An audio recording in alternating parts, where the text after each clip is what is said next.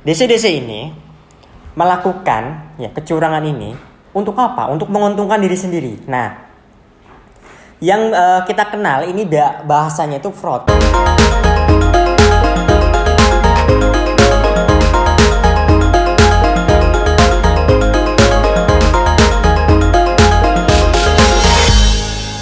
Halo Sobat Galbay, masih bersama saya Stefanio. Oke Sobat Galbay, di sini seperti biasa ada WhatsApp dan Instagram yang masuk ke kami, maka saya akan jawab satu persatu. Di sini ada pertanyaan yang dimana kecurangan yang dilakukan oleh DC. Nah ini ya ada, ini saya bilangin, ya ini ada dan ini telah dilakukan oleh teman-teman DC.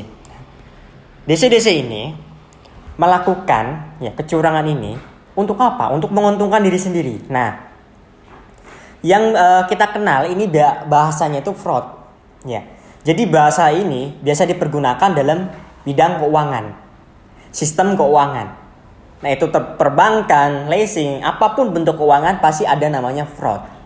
Ya, jadi fraud ini tidak hanya dipergunakan oleh petinggi-petinggi ataupun orang perbankan, tapi juga orang-orang yang melakukan penagihan. Contohnya, ketika kita membayar suatu penagihan, nah tagihan itu tidak sampai ke perusahaan, itu fraud.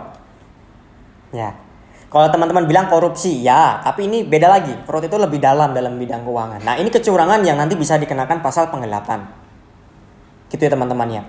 Itu kalau dilakukan oleh aplikasi-aplikasi legal, ya. Tapi kalau aplikasi ilegal, saya tidak kaget. Contohnya, teman-teman punya 50 aplikasi. Nah, punya 50 juta untuk membayar semua aplikasi. Tiba-tiba ada salah satu ataupun dua aplikasi yang nyantol di situ. Padahal teman-teman tidak merasa meminjam. Itu terjadi. Tiba-tiba menagih, ya, karena mereka mempunyai data kita. Data kita komplit di sistem mereka. Jadi mereka mau menagih kita 10 aplikasi pun bisa. Karena kita punya hutang di salah satu aplikasi mereka.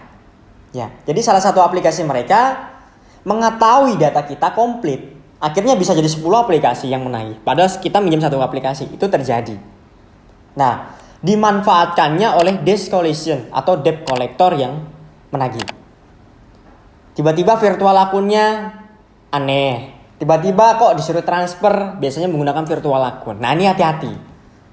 Biasanya, ya, uang tersebut itu tidak disetorkan ke perusahaan.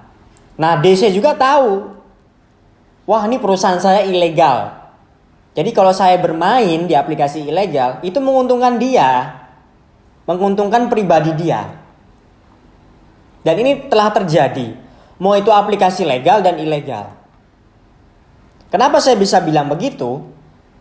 Karena relasi saya di debt collection, ya, jadi penagihan DC ini saya tahu. Dan sangat mudah, apalagi membuat virtual akun palsu. Wah, sangat mudah. Makanya saya bilang, kalau misalkan teman-teman ada 1-2 aplikasi yang tiba-tiba menagih tidak pernah merasa meminjam, saya jamin itu permainan atau biasa kita sebut fraud. Nah, kalau teman-teman sudah sadar itu fraud, jangan dibayar. Karena mereka tahu kok diselipkan 1-2 aplikasi. Karena teman-teman masih membayar. Mereka akan menganggap teman-teman mampu untuk membayar. Nah, kata mampu membayar ini bagi debt collection, bagi DC, nah itu adalah poin penting bagi mereka. Nah, nanti teman-teman dikejar, teman-teman dipush, teman-teman ditagih, dimaki-maki dan segala macamnya. Karena mereka tahu teman-teman masih bisa untuk membayar. Tuh, dipahami dulu ya teman-teman tentang fraud. Jadi fraud ini bisa dipergunakan juga teman-teman lapangan. Seperti ini yang sering saya perhatikan di Jogja ya khususnya. Aku laku deh. Nah, ini sering sekali meminta uang kepada debitur. Nah, uang ini dia secara belak-belakan, denda lapangan lah, uang rokok lah, uang bensin lah, itu ada terjadi. Tapi kalau ke-gap sama kita, dibalikin tuh uangnya. Karena mereka apa? Mereka takut sama kita. Kita laporkan, karena yang sudah-sudah kita laporkan.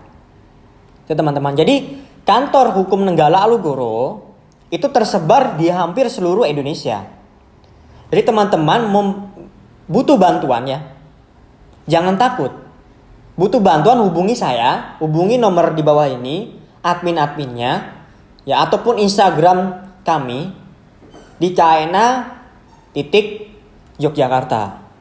Cari aja, nanti minta, Mas saya di Bandung, Mas saya di Jakarta, Mas saya di Lampung atau di mana. Saya kasih nomor-nomornya, teman-teman yang ada di wilayah-wilayah untuk membantu teman-teman sendiri ya. Jadi situ pamit dulu ya teman-teman ya. Lalu pesan saya ada 5. Kuatkan mental, karena DC menyerang psikis.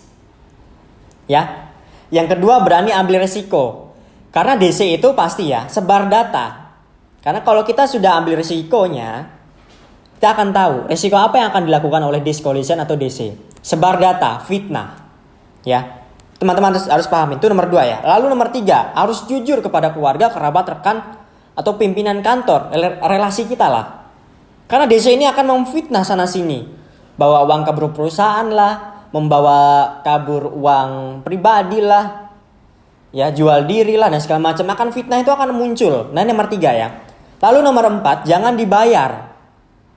Karena kalau dibayar, ya DC ini akan terus memanfaatkan keadaan. Nah, jadi teman-teman diperas untuk suruh membayar, dendanya per hari 50.000, 100.000. Wah, ngeri banget.